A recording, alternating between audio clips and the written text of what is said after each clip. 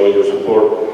This is the result of a conversation we had at a more festive moment last year with Paul and our colleagues talking about the ways in which we deal with death, we embrace death, we want to deal with death or we don't, and how different cultures and different individuals deal with that. And part of the idea is to sort of engage with different ways in which people deal with death. And obviously, as Heather mentioned, food and other funeral practices are part of this engagement, as well as ways to engage in that particular moment.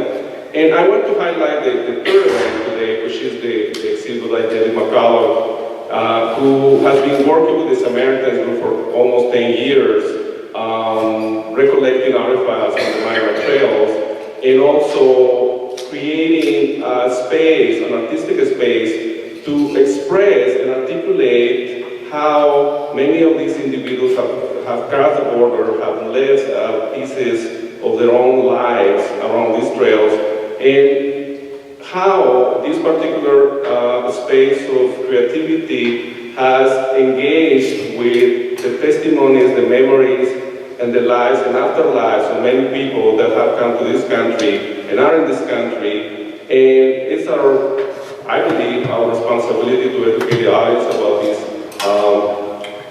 occurrences and what's going on here. So we are really proud and pleased to be able to participate in this educational process for our communities, not only about death, but also about other aspects of death that get sidetracked by politics and by ideology. And at the end of the day, it's all about the human condition. We're here because we're human beings, and that's part of the important message that we're trying to convey today. And with that, I want to welcome the person that needs no introduction, Paula Fan.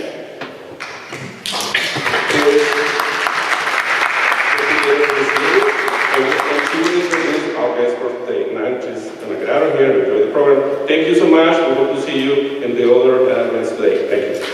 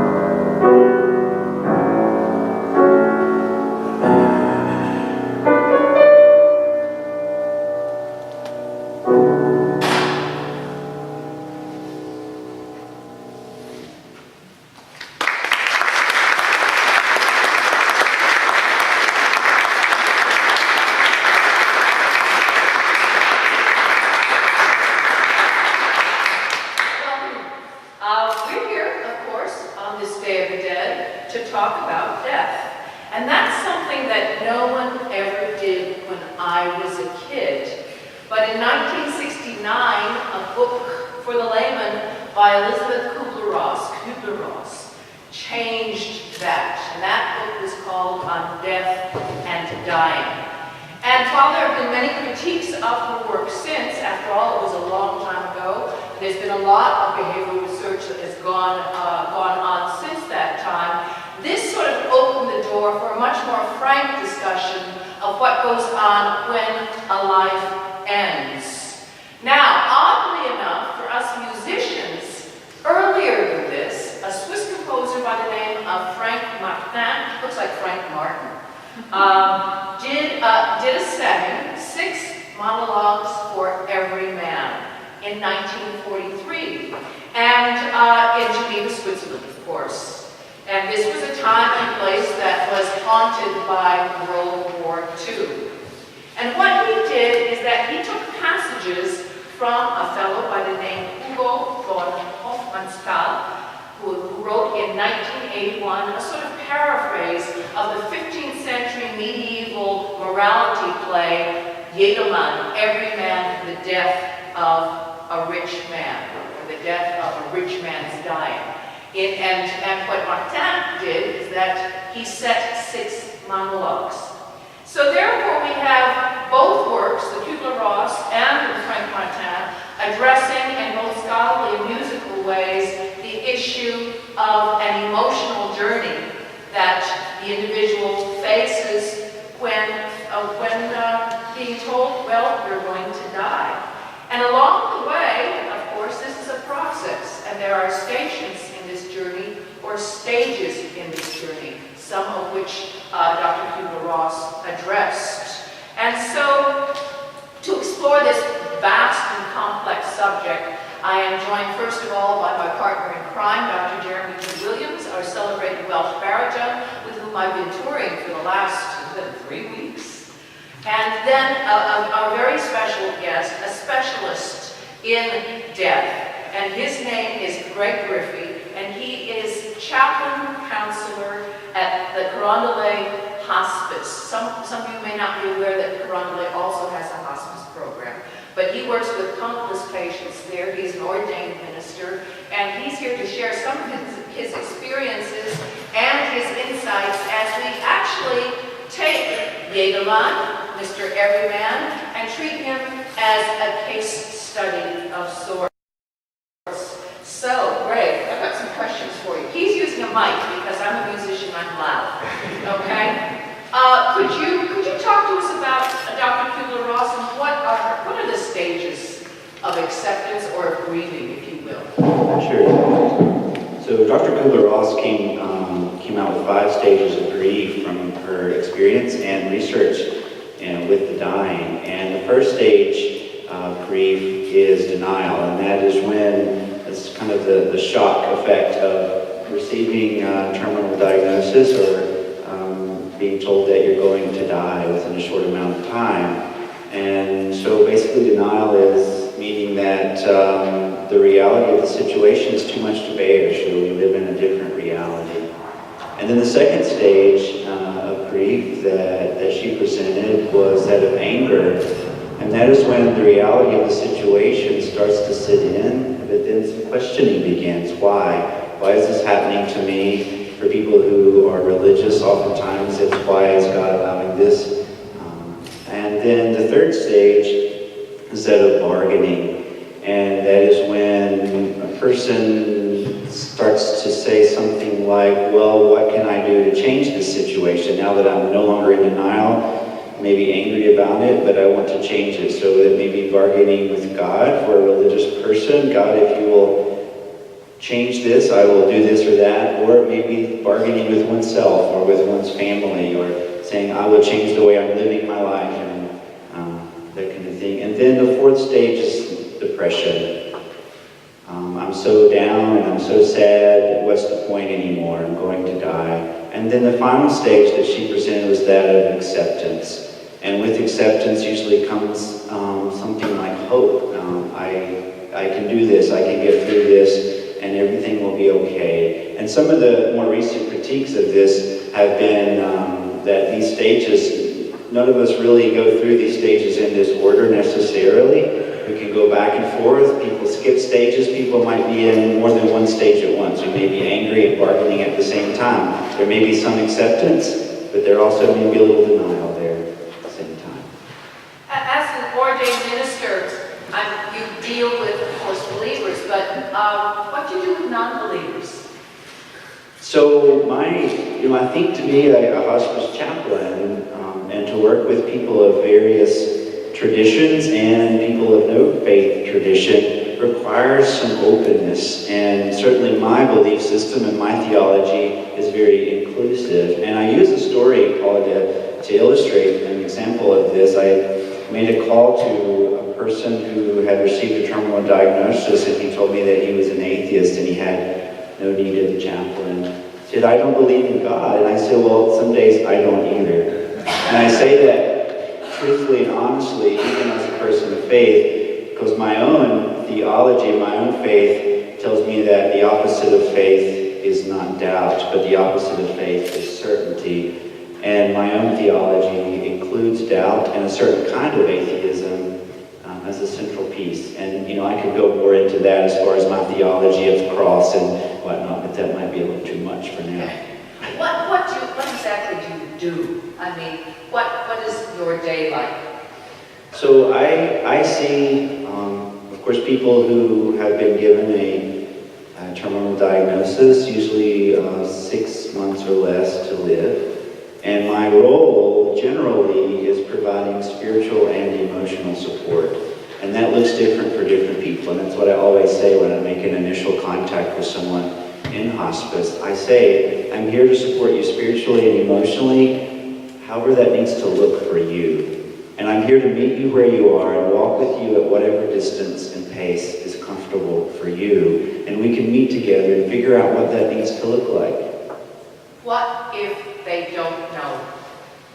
What if they don't know what? What if they don't know, have any of these answers? You say, I'm here to do it your way.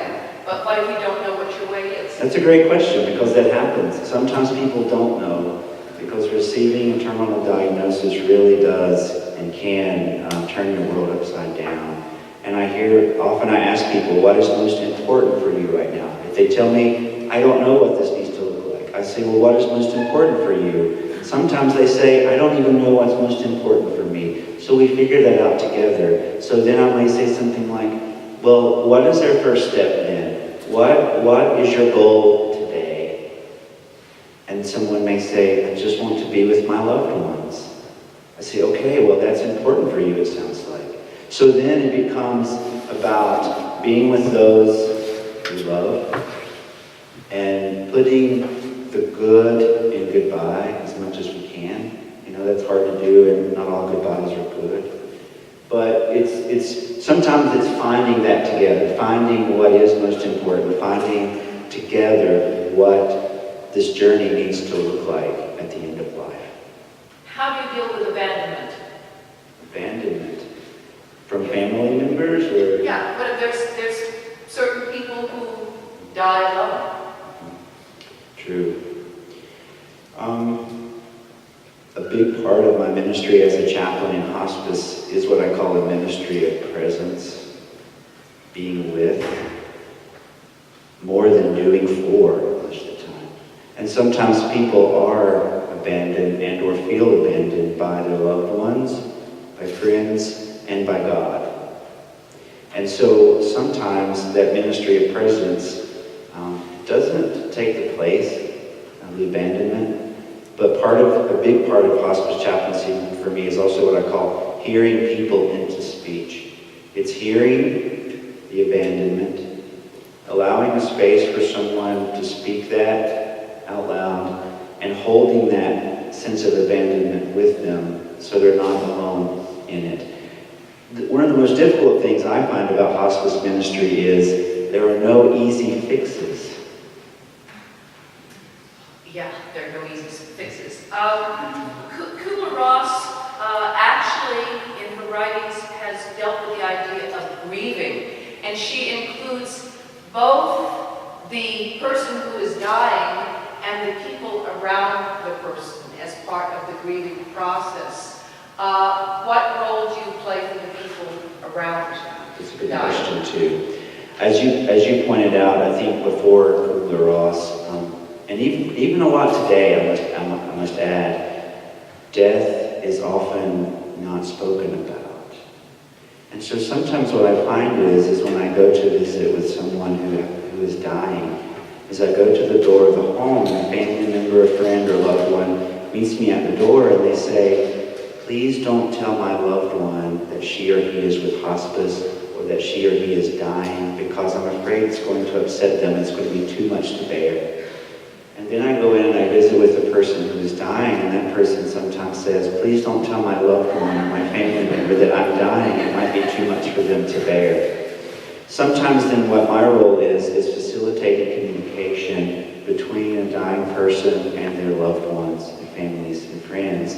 And then I might say something like, "You know what, they told me the same thing. I wonder what it would be like if you were to say it out loud to them." Do you just talk to people? Is that all you do? You just talk or be there? What else? Are there other things you do? I do a lot of other things. I play the Navajo flute. I play the piano. So music is a big part of what I do. What in some of the clinical language and in clinical pastoral care, the clinical language we would use is spiritually supportive interventions. It might also include for people who are religious and have a scriptural, part of a religious tradition that has a strong scriptural tradition. We're using scripture in a way that is an intervention, that is supportive, but in a way that really speaks to their current condition. Also, prayer is something that might be used. I also have a singing bowl. Anyone know what a singing bowl is? And for people of more Eastern spiritual traditions, and even more so these days, people of Western traditions who appreciate the singing bowl, and sometimes I do guided meditations with the bowl. I also do guided breathing meditations for people who are having a lot of difficulty with pain, and it's taken a while for the nursing staff to get the medicine just right to help the pain. Sometimes we do breathing meditations that help focus the mind off of pain, and so it makes it a little bit more bearable. So shall we get started with our case study? All of you have the text. Do all of you have a copy of the text of Everyman? And so, let us start him on his journey.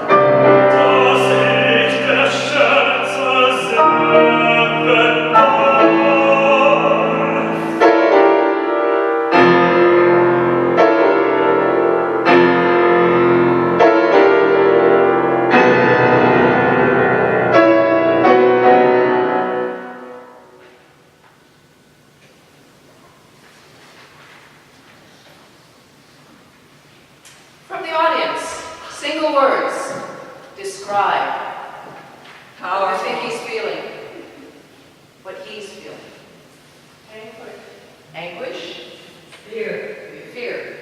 Anger. Power. Power? Power. Interesting. Power. Is he feeling power? I was feeling power. You are feeling power. But how about our case study, our patient? Or you don't call them patients, do you? You call them patients. Okay. Not clients or something like that. Patients. Patients for people. Are people. People. Okay. But you were feeling power. Do you think he was? I think so. What's he feeling? The performer. I think he's feeling a loss of power, and he's a rich man, and he is asking for his treasures, perhaps, to be brought to him for the last time. He's alone. He has no one except his servants. And what do you see? I see a loss of power, a loss of ability and freedom, and a lot of fear and anxiety. What would you say to him?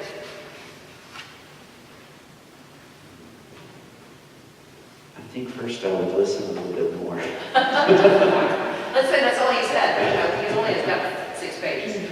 I would say it sounds like you're feeling pretty powerless right now. And any strategies? Depends on what he says next. Okay. Fair enough.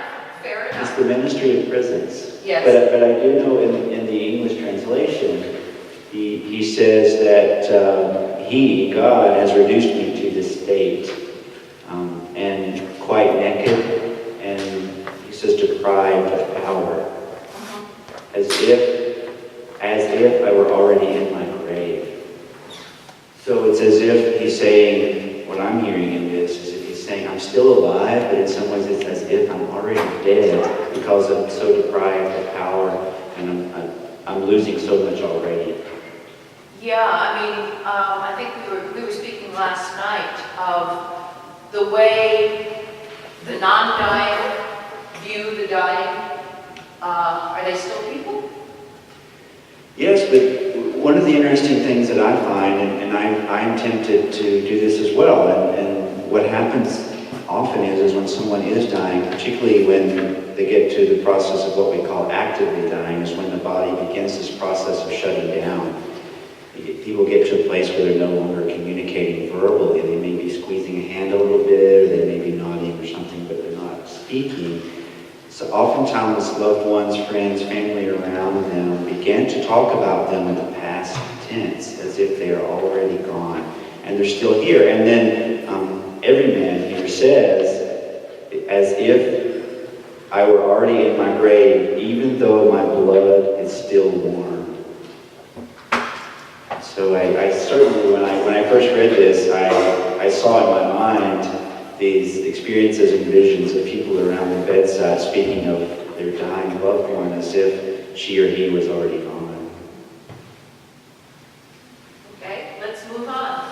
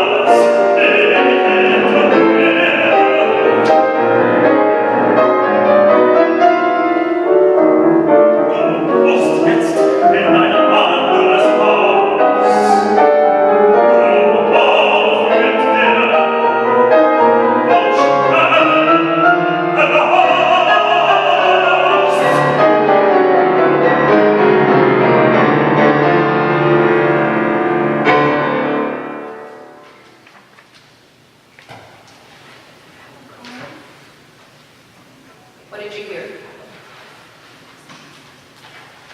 The musicians hear heartbeats. Do you hear panic? Jeremy, what do you hear? What do you... Panic, anguish. The second phrase talks about a cold sweat, which I'm sure we've all felt at some point in our lives. Even influenza brings on a cold sweat. And the chaplain here was discussing the stages that one must go through at this terrible time in life, or what could be a terrible time if it's prolonged. And yes, we talked about the wealthy individual, wealthy in terms of capital. It is as if money cannot buy what is necessary at this point. For a wealthy man who has known no bounds throughout his life, or indeed a wealthy woman for that matter, it must be a very hard thing at the end to know that even riches are no good. Is this the bargaining stage? Bargaining, perhaps. I hear a lot of desperation and existential pain and crisis, identity crisis at one point. He doesn't know who he is. Yeah. Forgotten who he is. It's the line. My sense is so bewildered that I can scarcely recall who I am, every man. Yeah, when he says every man, I sort of wonder at this particular point whether a wealthy individual finally feels that, you know, nobody gets out alive. And so he's the same as everyone else. I'm sort of curious in that, in your experience, whether there is a division or any trends as far as the way the people who are well-educated as opposed to with less education, with more money versus less money. Are there any differences in the way people react at all? I mean, there are always differences between people, but I think I feel a little reluctant to say that there are distinct differences between wealthy and poor, at least from my experience. I don't know what research may say about that, but what I do find, it does seem like death is the great leveler. Grief as well. Certainly in my experience, it does appear that for some people, grief seems to be more raw than with others, and that's just my experience of them as people are grieving. I don't know, does that answer your question? I'm just sort of curious. I mean, I'm a musician, and I don't do what you do, but there's a wonderful song, one of the last songs of Brahms, in which he contrasts the rich man who has everything, and the line is, oh, death, how bitter are you? And then he paints the picture of the rich man. And you can actually hear the man strutting in the music. And then he goes on and he repeats the mantra, oh, death, how bitter you are. But it goes into a very, very gentle section. And when he says what death is to someone who is weak, who is thirsty, who has nothing, and how death can be rest, it can be relief, it can be good. As opposed to bitter, it is something sweet. So you can this in a piece of music. And so you always wonder, and these texts are taken from paraphrases of the Bible. And so you sort of wonder about this imagery and how true it might hold in today's world. I mean, certainly, you know, in the ancient world, when there were these, you know, you either have something to eat or you starve. There can be these big divisions, and so I was just sort of curious how that would work. I think if there's more to hang on to and to cling to here in this life, in this world, it can be more difficult to let go peacefully. And now the next song.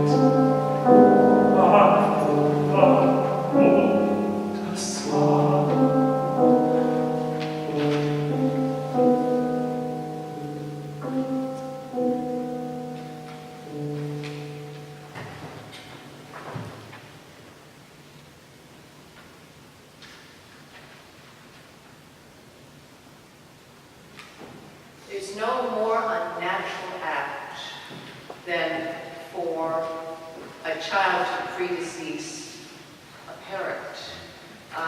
In my own world, when I receive notes that my students have died, it is very, very troubling. This is what this song's about.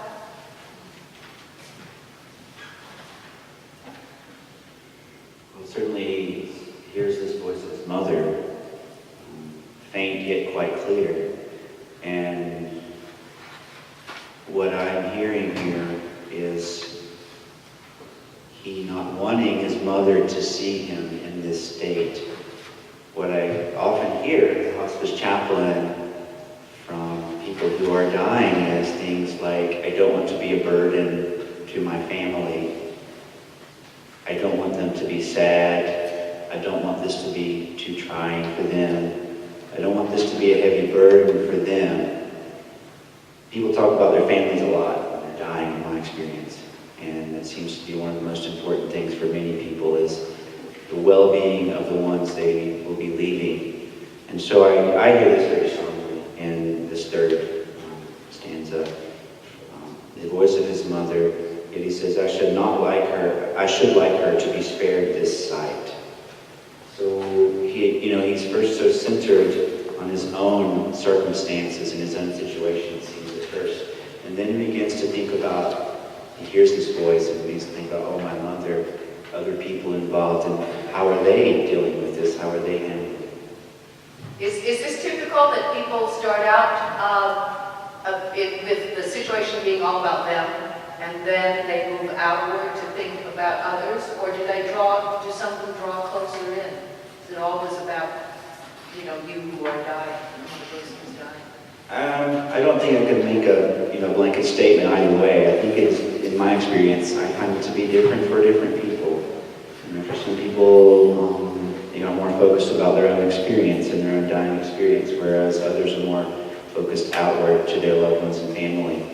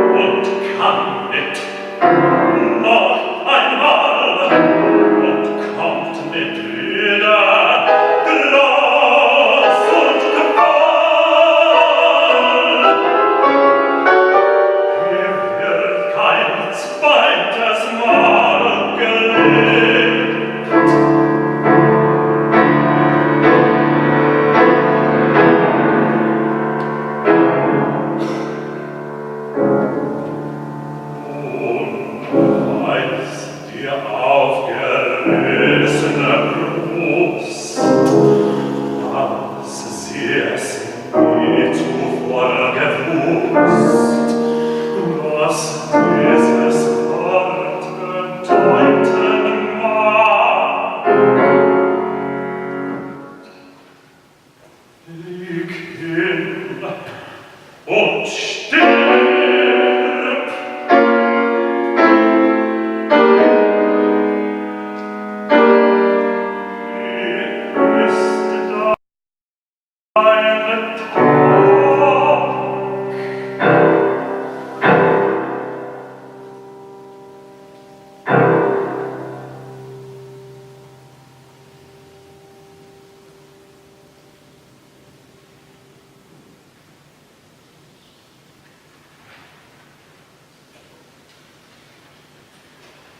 Deine Tag. What's happening?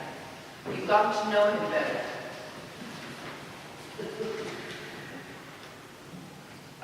I'm hearing a little bit more of acceptance here of what's happening. In a way, maybe perhaps wanting it to be over and over quickly, wishing to be utterly destroyed. I hear that quite often, not people asking to be destroyed necessarily, but wanting it to be over and over quickly, and wanting it to be done. And he says, I wish to be utterly destroyed, just as in my whole being, not one fiber does not scream, deeply repentant and wild with grief. Go away, I cannot bear it. I want it to be done, not for me. Who do you think he's saying go away to? Well, that's a debate, right? I mean, in my own experience, having presided over the deaths of two people whom I loved very much, one essentially said near the end, no more phone calls, no more visits. Is this something that happens sometimes? Yes, it does, absolutely.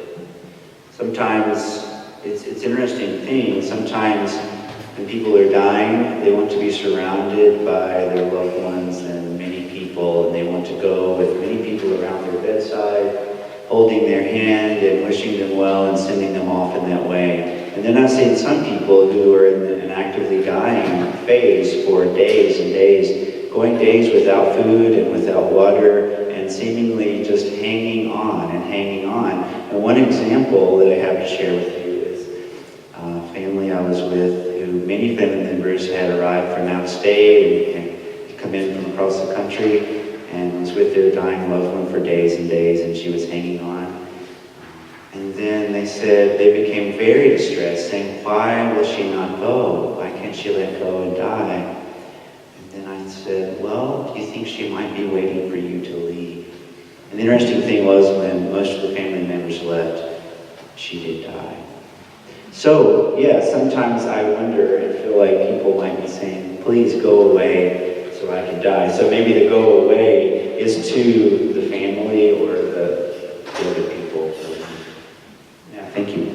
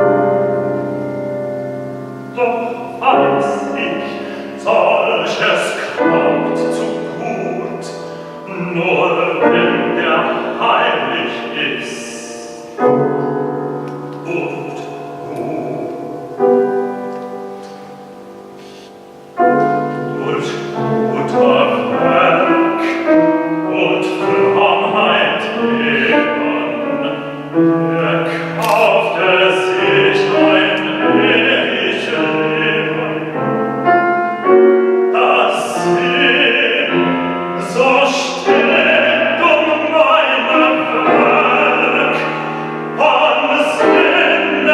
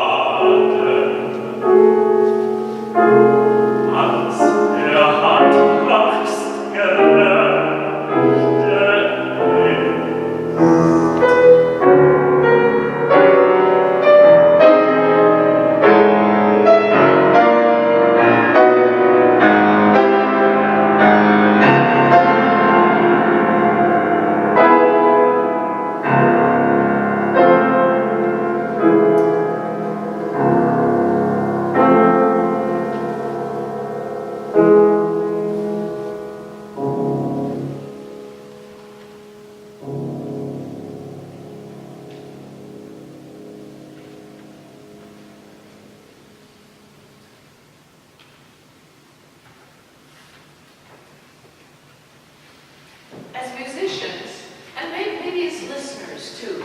I don't know if you noticed, but there were, in this piece, there are a lot of, and of course, you know, it may give your ear pain, but of course this is not a beautiful subject necessarily. But for the first time in this song you hear, starting with what we call a consonance. And what I, as a musician, hear is when he says, yes, I believe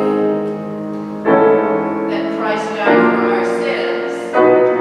See, it's going up, and things are just ending until he really realizes that, you know, maybe I'm not good enough to take advantage of this. You hear it going up and down and up and down. We've not really talked about this. What do you hear? Well, yes, he's gone through resignation by this time, but who knows whether what this rich man, this man of capital wealth, has done in his life, and he considers himself unworthy, perhaps, of salvation because he thinks back on perhaps what terrible things he has done to his fellow mankind. Story that comes to mind. A man once said to me, a man dying said to me, well, he began sharing all the things he had not done throughout his life, that he felt guilty about not doing. He began confessing his sins of omission. And this man was a Catholic, and I'm a Baptist. And he began confessing, and I said, I just want to let you know that I'm happy to call a priest for you if you feel the need to give confession of your sins of omission. He said, well, you are my priest. So I heard his confession of sins of omission. And what I observed in this man was a back and forth throughout this journey toward death. After getting to this place of accepting the reality that I'm dying, then questioning, okay, now that I'm accepting dying, what comes next? Okay, the afterlife. But am I worthy of that? And so the focus shifts from trying to hang on to life to looking ahead of what's next, and then how do I prepare for that? And to me, that's a very promising and very fruitful kind of transition. Of course, that's not the hope of everyone who dies, is of being in an afterlife somewhere or in heaven. But I think there are parallels of that kind of transitioning that happens in that process of letting go of what is or what was and looking ahead to what is coming.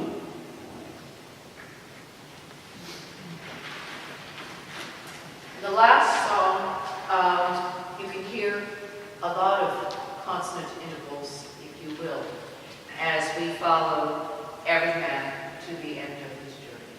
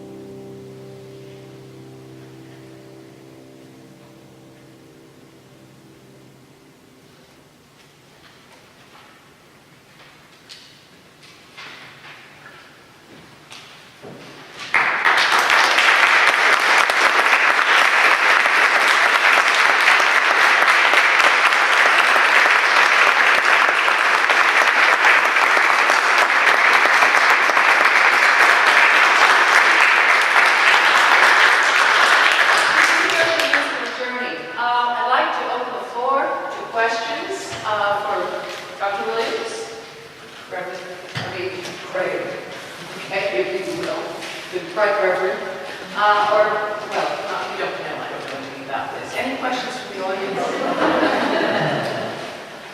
About, this is sort of pre-need, if you will.